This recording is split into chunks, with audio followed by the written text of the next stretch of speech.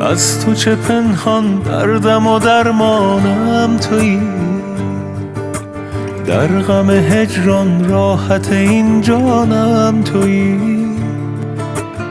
از همه عالم دورم و نزدیکم به تو، در دل آتش مژده بارانم تویی. یادت هست آن شب که خزان به جهانم زد، نفسم چو بهار آمد که جوان زدم باز. چشمت خورشید است تو مرا برهان از شب، گل خنده نشان بر لب که سحر شود آغاز. باور کن لحظه ها را با تو بودن دوست دارم، از نگاهت شعر سرودن دوست دارم، در هوایت پر گشودن دوست دارم. باور کن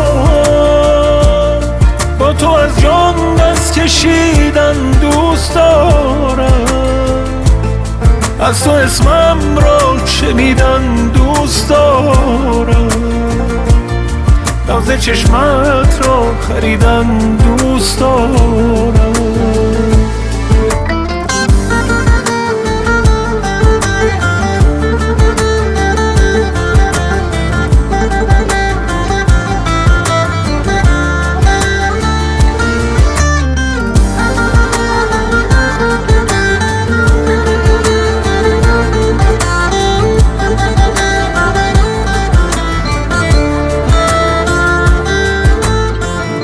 ای گل دائم بهارم، خوش آمدی به زمستانم، به لطف چشم غزل خوانت منم که حافظ دورانم.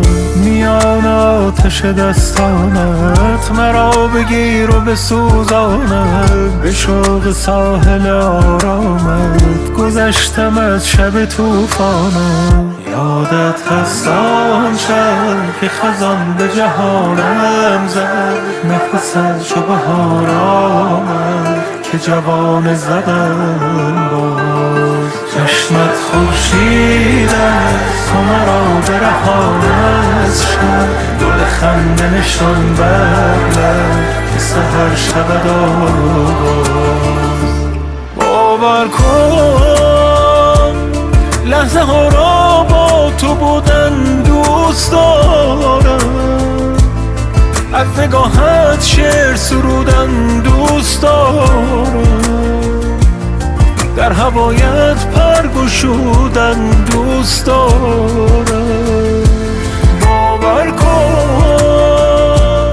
با تو از جان دست کشیدن دوست دارم، از تو اسمم را شنیدن دوست دارم، ناز چشمت را خریدن دوست دارم.